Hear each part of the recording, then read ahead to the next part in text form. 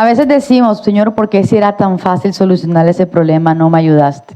Y la pregunta es, ¿por qué si era tan fácil no lo hicimos nosotros? ¿Por qué tener que decirle a Dios, Señor, ¿por qué no me ayudaste si era fácil que esto sucediera así? Y Dios nos dirá, ¿por qué no lo hiciste tú si era tan fácil? Pero es que Dios no necesita lo fácil. Repítalo. He titulado el mensaje de hoy, Dios no necesita lo fácil. Es Dios de lo imposible. Para lo fácil estamos tú y yo. Para lo que se puede solucionar, estamos tú y yo. Dios no necesita que la situación sea fácil para poder actuar. Por el contrario, Él aparece cuando es imposible. Mientras la situación tenga una solución humana, estamos tú y yo para eso. Cuando ya no hay solución humana, es que Él aparece. Pero Dios no necesita que le faciliten la situación. Dios no necesita que la circunstancia sea fácil de solucionar. Él solo necesita que le deje el espacio a Él para actuar cuando sea imposible. Vamos a Éxodo 14, 13, 14. Dice, pero Moisés les dijo, no tengan miedo, solo quédense quietos y observen cómo el Señor los rescatará hoy. Esos egipcios que ahora ven, jamás volverán a verlos. El Señor mismo peleará por ustedes. Solo quédense.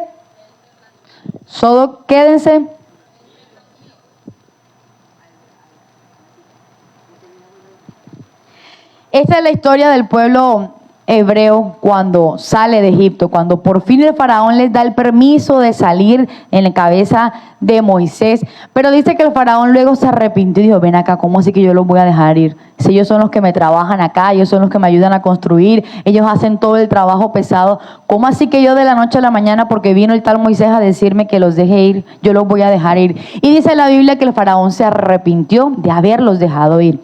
El pueblo hebreo ya había avanzado un poquito, pero faraón buscó sus mejores hombres, sus mejores carruajes, sus mejores caballos y dijo, vamos a buscarlos y los vamos a hacer regresar, porque tienen que volver como esclavos. Y en eso se desarrolla la historia en el capítulo 13 y 14. El pueblo egipcio, el ejército de los egipcios junto con Faraón salieron corriendo a volver a buscar al pueblo hebreo. Y el pueblo hebreo se encontraba en que enfrente estaba el mar, detrás estaban los enemigos y alrededor solo había miedo. Cuando los israelitas vieron que el faraón venía, pero venía, como uno dice, armado hasta los dientes, porque sí o sí los iba a hacer devolver, se atemorizaron. Empezó la gente a decirle a Moisés, pero mira, ¿para qué nos sacaste? Ahora nos van a matar aquí, nos hubiésemos quedado allá como esclavos. Y se empezó a mover el miedo entre la gente, pero no había solución, porque si se devolvían, los cogían esclavos o los mataban. Pero de enfrente estaba el Mar Rojo. ¿Cómo atravesar tanta gente con niños, mujeres, el Mar Rojo? Diga, era imposible. No había ninguna solución. O se morían en el mar o se entregaban a sus enemigos. Pero Moisés dijo, no tengan miedo, solo quédense quietos y observen cómo el Señor los rescatará. ¿Qué dijo Moisés? Observen cómo el Señor los rescatará. Dile al de al lado, tranquilo, observa cómo el Señor te va a rescatar. Pero ¿cuándo? Cuando no había un camino. Primer punto, cuando no hay camino humano, Dios abre uno. Pero cuando no hay, mientras ellos tenían el desierto para pasar, mientras tenían el camino para andar, Dios los protegía, pero ellos andaban.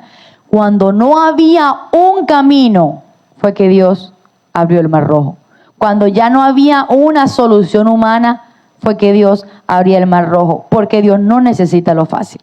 Dios no necesita, ay, bueno, es facilito caminar por aquí, solamente hay maleza, voy a cortar la maleza. No, eso es fácil, eso lo podemos hacer nosotros. Si la circunstancia fuera que había maleza enfrente, el pueblo hebreo podría quitarla, podría arrancarla, podría cortarla. Había una solución humana fácil. Cuando ya no había la solución fácil fue que Dios, apareció. Cuando no hay un camino humano, Dios abre uno. El pueblo estaba atrapado. El mar enfrente, los enemigos atrás y el miedo alrededor. ¿Será que tú estás hoy como el pueblo hebreo? El mar enfrente, los enemigos atrás, la deuda atrás, cobrándote atrás. Adelante no hay nada, no hay un camino a donde ir y solo se mueve el miedo. Hoy te digo, como dijo Moisés, no tengas miedo, solo quédate quieto y observa cómo el Señor te rescatará hoy. Pero cuando no haya solución humana. Entonces Dios no abrió el mar antes, lo abrió cuando no había salida humana. No esperes que Dios solucione cuando tú puedes hacerlo. No puedes que Dios abra un camino cuando fácilmente tú puedes limpiar y caminar.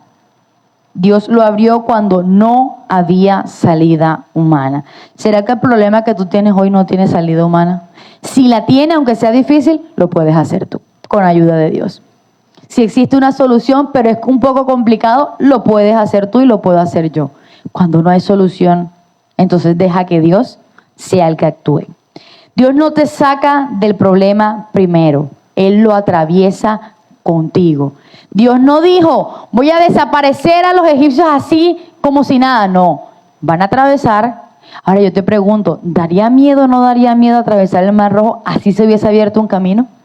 Porque no quiere decir que las aguas bajaron, se puso llanito. No, se levantaron. Es decir, el mar se abrió y las olas estaban alrededor. ¿Usted cree que no daría miedo? ¿Le daría miedo eso a usted o no? Quiere decir que aunque abrió el camino, tocaba armarse de valor. Y el camino se abrió y los egipcios también empezaron a pasar por el mar. Cuando el pueblo hebreo terminó de cruzar el Mar Rojo, los egipcios que estaban en la mitad atravesando el camino que Dios abrió, murieron ahogados porque las aguas se volvieron a cerrar. Entonces, Dios no necesariamente tiene que sacarnos del problema. Primero, Él lo puede atravesar con nosotros. Dios no tiene que desaparecer nuestro problema. Cuando no haya solución, no te preocupes, que Él pueda atravesar con nosotros. Y fue lo que hizo, atravesó el Mar Rojo de la mano de Moisés y todo el pueblo. Hoy te digo, no le pidas que te saque del problema. Deja que Él atraviese el problema contigo. No le pidas que desaparezca la circunstancia difícil. Deja que el Señor abra camino y atraviese la circunstancia difícil contigo. Amén.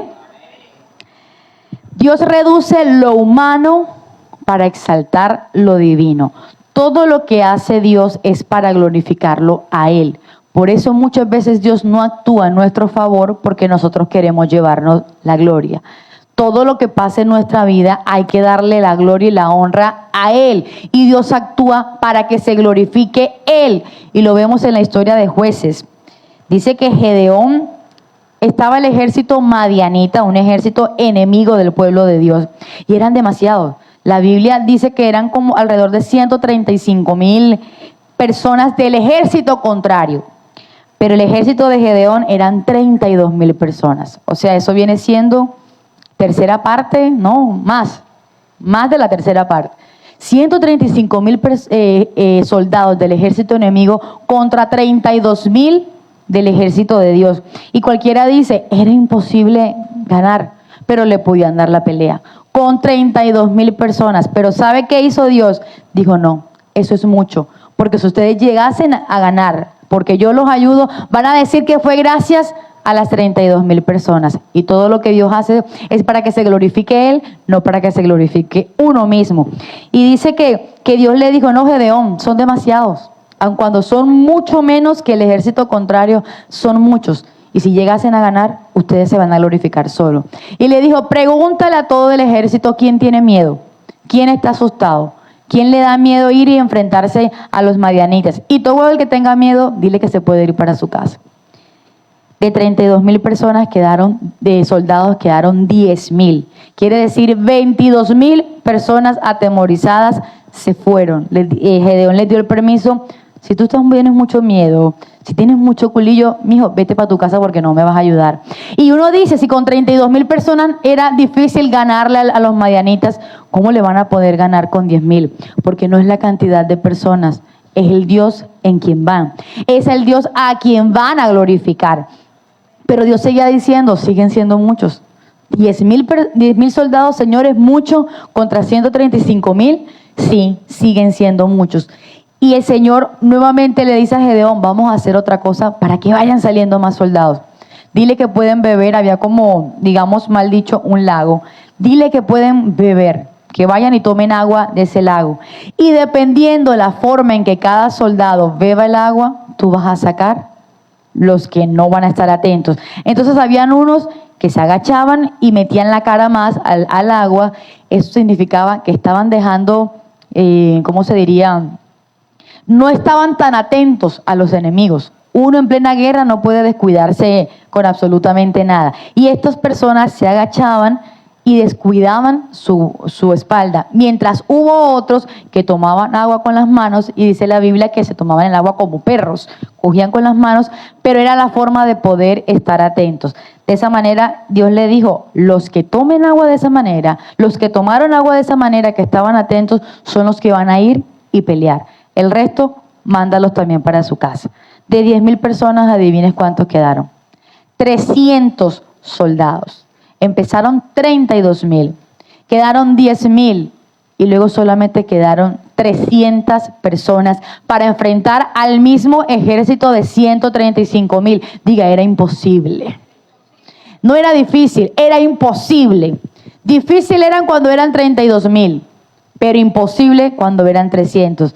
Pero allí es cuando aparece Dios. En las 32,000 personas podían ellos luchar solos, pero en las 300 es que Dios apareció, porque Dios no necesita lo fácil. A Dios le gusta lo imposible. Dios actúa en lo imposible.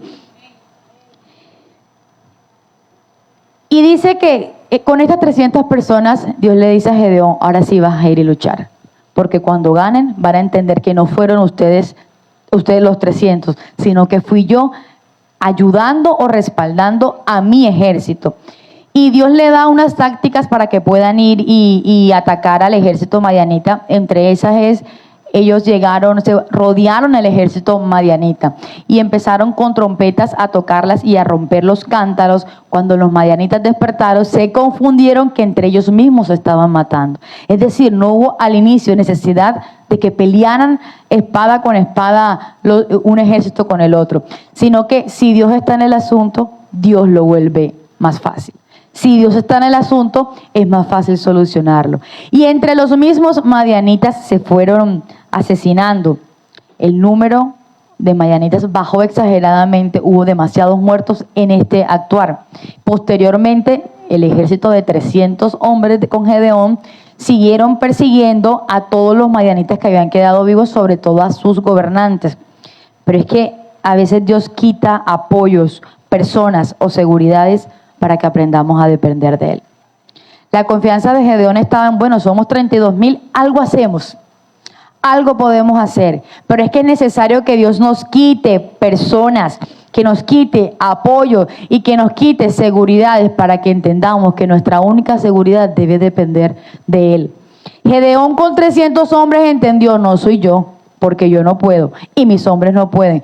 Va a ser Dios en medio de este ejército. Si tú has perdido apoyo de personas, cosas que te daban seguridad y las has perdido, déjame decirte, es buena señal. Porque entonces vamos a aprender a depender solo de Dios. Y allí, en lo imposible, es cuando Dios va a actuar. Mientras tengamos la seguridad en circunstancias, a veces es necesario quedarnos sin un peso para entender que Dios puede suplir. Pero cuando tenemos dinero en el bolsillo, no, yo tengo, estoy bien, esto ahí me alcanza, vamos apuradito, pero yo tengo. Seguimos dependiendo de lo que tenemos. Cuando no hay nada, entonces aprendemos a levantar nuestra mirada al cielo y decir, Señor, dependo de ti. Cuando no hay cuando tienes que pagar varias cosas y no tienes un peso, es cuando aprendemos a depender del Señor. Entonces nos es necesario perder personas y apoyo para empezar a depender de Dios y para que Dios empiece a actuar. Porque repetimos el título, Dios no necesita lo fácil. Él es el Dios de lo imposible. Amén. Entonces, primero, cuando no hay camino humano, Dios abre uno. Segundo, Dios reduce lo humano para exaltar lo divino. ¿Qué está reduciendo Dios en ti? ¿Qué está reduciendo Dios a tu alrededor? Dale la gloria, porque eso significa que voy a empezar a depender de Él y que Él va a actuar a mi favor. Mientras tengamos todo alrededor que nos da seguridad, Dios no va a hacer nada. Dios no actuó con los 32,000, Dios actuó con los 300. A Dios se le hizo necesario, Gedeón, sal de toda esa gente. ¿Qué hubiese pasado si Gedeón llegaba con los 32,000 miedosos que había? Iban a perder.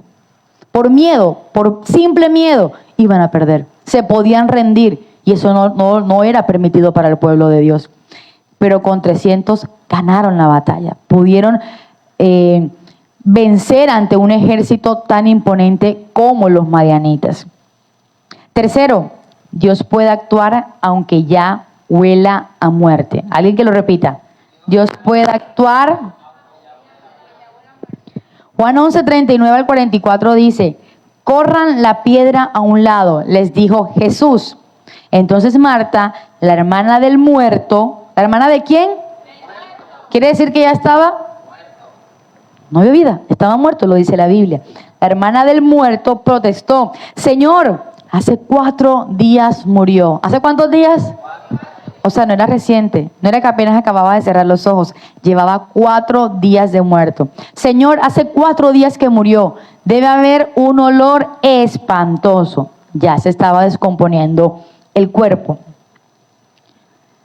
Jesús respondió: ¿no te dije que si crees verás la gloria de Dios? Te digo, no te dijo el Señor que si crees verás la gloria de Dios. Pero es que ya está muerto, pero es que ya huele a muerto, pero es que ya está dañado, ya no hay solución, ya qué más se puede hacer después de 4 días. Pero Jesús le dijo: no te dije que si crees verás la gloria de Dios. Así que corrieron la piedra a un lado. Entonces Jesús miró al cielo y dijo: Padre, gracias por haberme oído. Tú siempre me oyes, pero lo dije en voz alta por el bien de toda esta gente que está aquí, para que crean que tú me enviaste. Entonces Jesús gritó: Lázaro, sal de allí. Y el muerto, ¿y el qué? Salió de la tumba con las manos y los pies envueltos con vendas de entierro y la cabeza enrollada en un lienzo. Jesús le dijo: quítenle las vendas y déjenlo ir. No era una enfermedad, no era un dolorcito de cabeza, no era un malestar, no era una lepra, no era un cáncer, no era un SIDA, era la muerte. No era que la enfermedad estaba llegando a su vida, era que ya no había solución humana.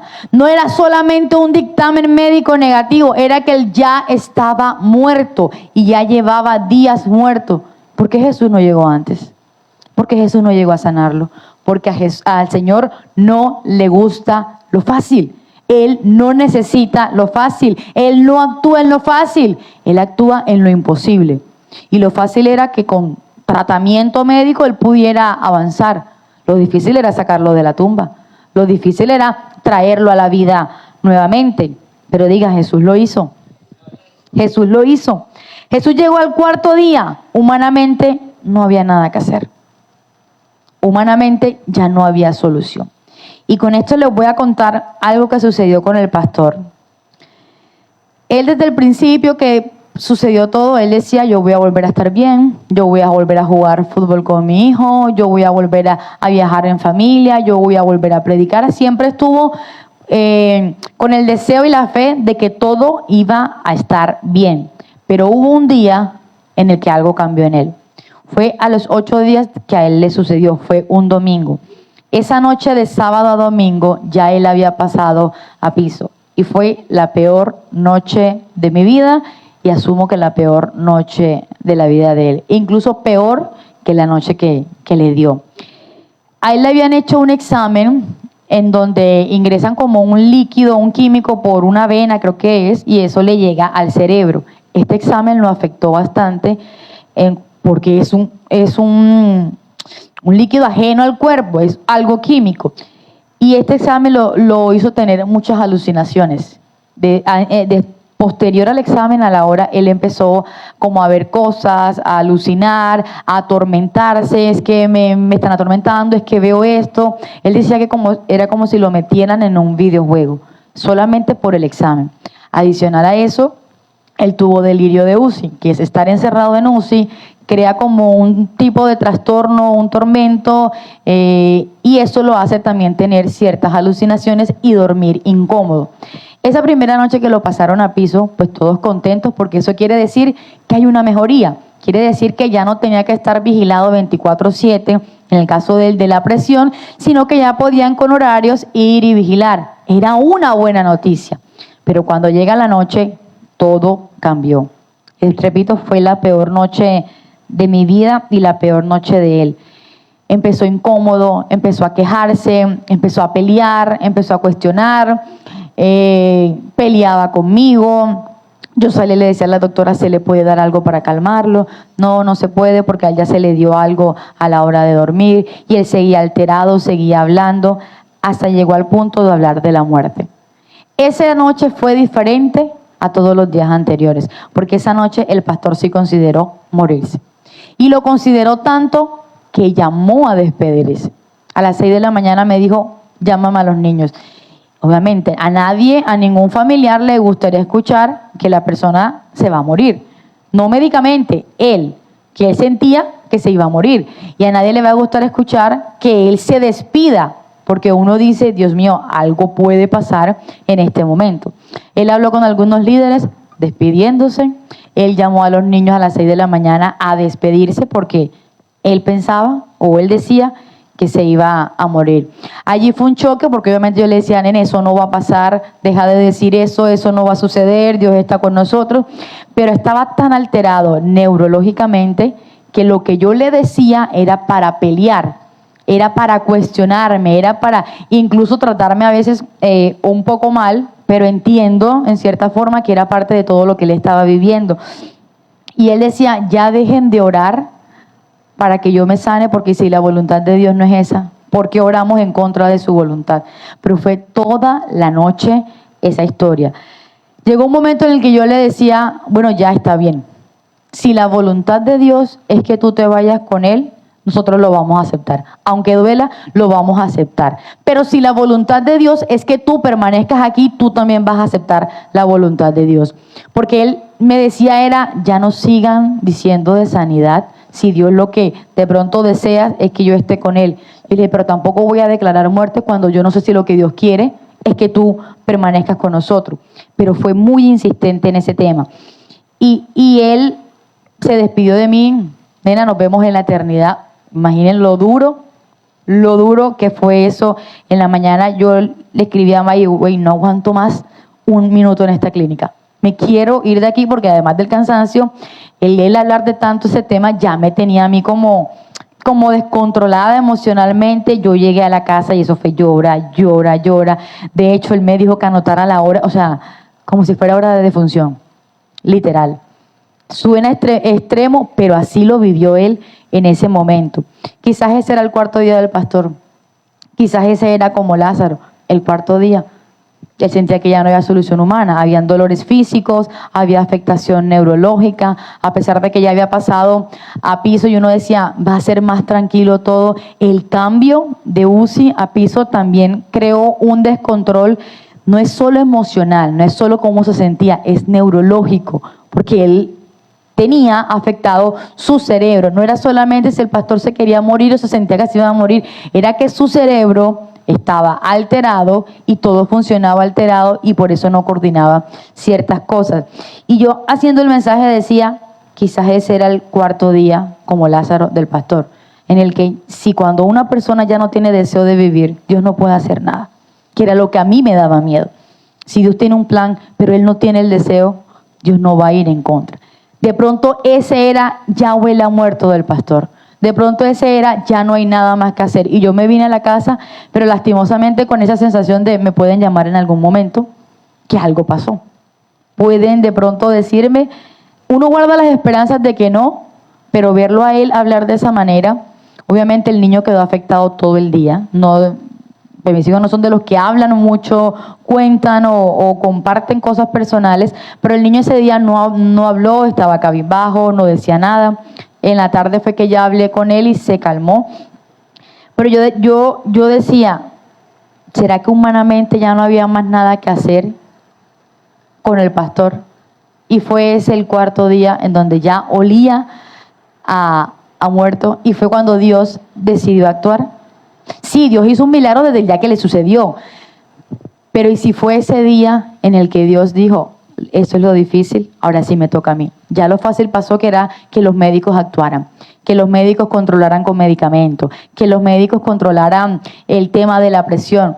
Había una solución complicada, pero había solución humana. Todavía médicamente se podía hacer algo. Y yo me pregunto, ¿y si ese era el cuarto día? ¿Y si fue ese día en el que el Señor dijo, no necesito lo fácil, necesito lo difícil y lo imposible? Y fue ahí donde el Señor actuó en la vida de él. Entonces Jesús llegó al cuarto día, humanamente no había nada que hacer.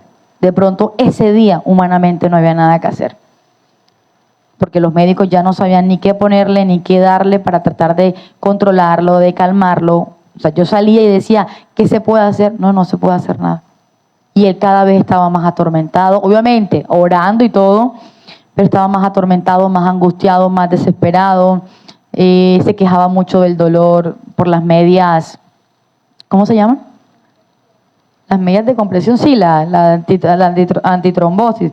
Se quejaba que eso lo torturaba. Es decir, cada cosa que él tenía, cada implemento, una cobija, una media, para él era una tortura en su cuerpo, porque su cerebro, esa era la señal que mandaba, un dolor excesivo.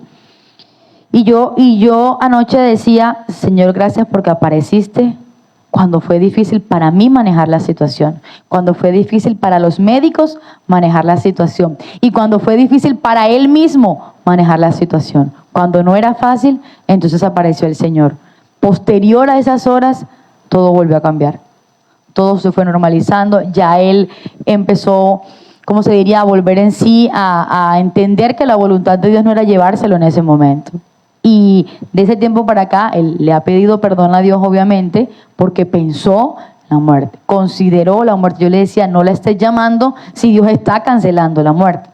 Pero en ese momento estaba el desespero. Y cuando ya él no tenía control de sus pensamientos, de sus emociones, cuando yo ya no tenía control ni de sus movimientos, porque el miedo era que se cayera, cuando los médicos no tenían control médicamente de absolutamente nada, entonces Dios dijo, llegó la hora mía. Llegó la hora de lo difícil y trató desde lo emocional, lo neurológico y lo físico. A partir de ese día todo fue cediendo para bien. Dios no necesita lo fácil, Dios es el Dios de lo imposible. Dios no evita el foso, pero cierra bocas en él. Dios no evita que caigamos en el foso de los leones, pero cierra la boca de los leones cuando estamos en él.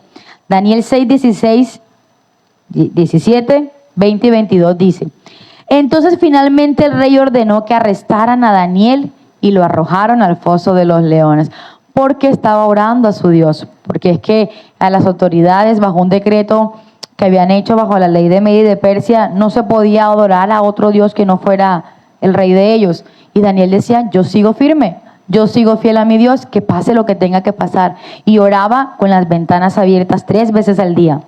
El rey le dijo, el rey tenía un aprecio por Daniel, pero las leyes eran las leyes y se las tenían que hacer cumplir.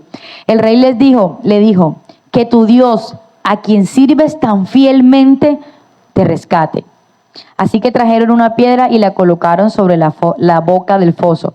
Lanzaron a Daniel, pusieron la piedra para que no existiera posibilidad de salir. Pero el rey le decía que Dios al que tú sirves te pueda rescatar, te pueda salvar.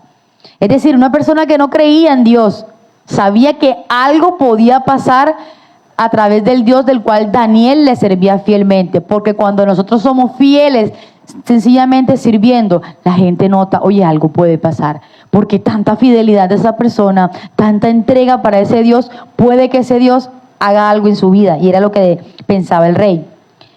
El rey selló la piedra con su sello real y los sellos de sus nobles para que nadie pudiera rescatar a Daniel. Versículo más adelante, en el 20 dice, cuando el rey llegó a la piedra nuevamente, que la quitaron, gritó con angustia, Daniel, siervo del Dios viviente, ¿pudo tu Dios, a quien sirves tan fielmente, rescatarte de los leones? El rey le preguntó, ¿pudiste salvarte? ¿Te salvó el Dios a quien tú sirves? Y Daniel le contestó, que viva el rey. Mi Dios envió a su ángel para cerrarle la boca a los leones, a fin de que no me hicieran daño. Porque fui declarado inocente ante Dios y no he hecho nada malo en contra de usted, su majestad. Daniel nunca fue infiel. Daniel nunca se apartó. Daniel nunca incumplió. Daniel, a pesar de las amenazas de lo que podía suceder, él siguió fiel a Dios y Dios respondió. Era difícil e imposible que en una fosa con leones no le hicieran nada. sobre todo porque eran leones hambrientos. Cualquier pedacito de carne que cayera iban a devorar. Era imposible que Daniel saliera con vida o ileso de esa situación, pero en ese imposible es cuando actúa Dios. En eso, cuando no es fácil la situación, es cuando Dios actúa. Dios no lo libró antes, lo libró dentro. Dios no tiene que evitarnos la prueba. Dios no tiene que evitarnos la dificultad. Dios no tiene que evitarnos la angustia. Dios nos puede librar durante la dificultad, durante la angustia y durante la prueba. Y fue lo que hizo con Daniel. No evitó que Daniel fuera al foso de los leones, pero permitió que Daniel estuviera en el foso y no le pasara nada. ¿Y quién salía glorificado? Dios. Porque el mismo rey le dijo, el Dios al que tú sirves te pudo librar. Es lo que Dios desea de nosotros, que en cada cosa que suceda en nuestra vida, el que se glorifique sea Él. Que en cada suceso de nuestra vida, aún en medio de la prueba, el que se glorifique sea Él. Si nosotros no actuamos para glorificarlo a Él, Dios no hace nada. Si nosotros actuamos para después decir, oye, qué bien lo hice, Dios no va a hacer nada. Dios no nos va a respaldar. Por eso hay muchas circunstancias adversas de las cuales no salimos, porque nuestra mente está no darle la gloria a Dios. Entonces Dios dice, ¿te vas a dar la gloria tú? Hazlo tú. ¿Te vas a glorificar tú? Hazlo tú. Cuando retengamos el corazón dispuesto a darle la gloria a Dios, entonces Dios dice, yo actúo. Mientras Gedeón tenía los 32,000, no hizo nada. Cuando Gedeón tenía los 300, que sabía que la gloria iba a ser para Dios, Dios dijo, entonces yo actúo. El lugar de mayor peligro puede convertirse en el escenario de mayor testimonio. Ese lugar de complique, de problema, de quizás que para los demás sería muy tormentoso, puede ser tu testimonio. Se lo dije hace como 1 o 2 semanas, no solamente de los que estén viviendo hoy, porque eso va a servir de testimonio para otros. ¿Cuánta gente no creyó en el Dios de Daniel cuando salió del foso de los leones ileso? ¿Cuánta gente no confirmó? Y desde ese momento el rey permitió que adoraran al Dios que quisiera. Les dio la libertad de que adoraran al Dios de Daniel. Entonces, cuando estés en el foso de los leones, cuando ya sea imposible salvarte, Dios actuará. Si la gloria va a ser para Él. Amén. Quinto, prosperidad cuando existe escasez. El mundo puede decir, viene un tiempo de escasez, Colombia va a tener un tiempo de escasez y puede que sí lo tenga, pero Dios puede actuar en lo imposible. Abraham, Génesis 12, del 1 al 3. Dios le dijo a Abraham, deja a tu pueblo y a tus familiares y vete al lugar que te voy a mostrar. Con tus descendientes formaré una gran nación. ¿Qué dice? Voy a bendecirte y hacerte famoso, y serás de bendición para otros. Bendeciré a los que te bendigan y maldeciré a los que te maldigan. Gracias a ti, bendeciré a todas las naciones del mundo. Dios le dice a Abraham, sal de tu tierra, deja tu familia, a un lugar que te voy a mostrar porque te voy a bendecir. Dios le da la promesa. Pero el versículo 10 dice, en aquel tiempo llegó a faltar comida en toda la región de Canaán. Era tan grave la falta de alimentos que Abraham se fue a vivir a Egipto. A ver, Dios le da la promesa de que lo va a bendecir, pero lo que se ve alrededor es escasez, limitaciones, pobrezas, hambre. No había nada de comer y era tan grave que a Abraham le tocó irse con su esposa Sara a Egipto. Egipto no era amigable con el pueblo hebreo. Egipto no era, ay, qué chévere, llegaron los hebreos. No, existía una diferencia con los hebreos. Pero mira lo que dice Génesis 13, 1, 2, el capítulo siguiente. Cuando Abraham salió de Egipto, se fue al desierto del sur. Se llevó a su esposa, a su sobrino Lot y todo lo que tenían. ¿Qué termina diciendo? Para entonces, Abraham ya era muy rico, pues tenía oro, plata y ganado. ¿La circunstancia cuál era? Primero, escasez, hambre, limitaciones, pobreza. El segundo escenario, pues en Egipto era mejor económicamente, pero no era su tierra, pero no eran amigables con él. Pero es que Dios no necesita que sea fructífera la tierra, ni necesita que estés en las mejores condiciones para él poder bendecirte. Porque si Dios ya te dijo que te va a bendecir, no necesita que tu alrededor sea el mejor escenario. No necesita que Colombia este año se convierta en la nación más fructífera para poder bendecirte. Dios necesita que tú y yo le creamos y Él lo va a hacer. Porque Dios no necesita lo fácil. Fácil sería, Colombia avanzó económicamente, Colombia mejoró y todos estamos mejor. ¿Para qué Dios tiene que actuar si todo está mejorando? Si lo podemos hacer usted y yo con esfuerzo. Pero cuando hay escasez, cuando hay pobreza, cuando hay limitaciones, cuando la sociedad económicamente está decayendo, Dios dice, esto no es fácil, esto sí me toca a mí. Y con Abraham pasó, salió por la pobreza, salió por la escasez, salió por la hambruna. Cuenta la historia que cuando Abraham llegó a Egipto, su esposa Sara era muy bonita y decía, si los egipcios van a quedar admirados de tu belleza, si se enteran que yo soy tu esposo, me van a matar y te van a dejar a ti. Y dice, vamos a decirle que yo soy tu hermano. Quiere decir que cuando llegaron a Egipto no era fácil tampoco. No fue fácil para ellos convivir con los egipcios desde que antes de entrar les tocaba mentir para que no lo mataran, para que no se quedaran con su esposa. Dios no necesita lo fácil. Dios no necesita que las condiciones sean las más adecuadas. Dios necesita que creamos en Él y lo dejemos actuar. Es lo único que nos pide el Señor. Y dice que Abraham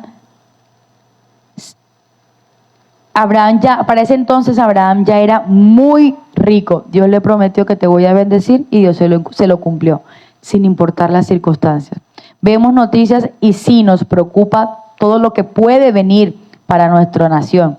Pero en medio de todo lo malo que pueda venir, hay que confiar que Dios le actúa en eso, en lo difícil, en lo imposible.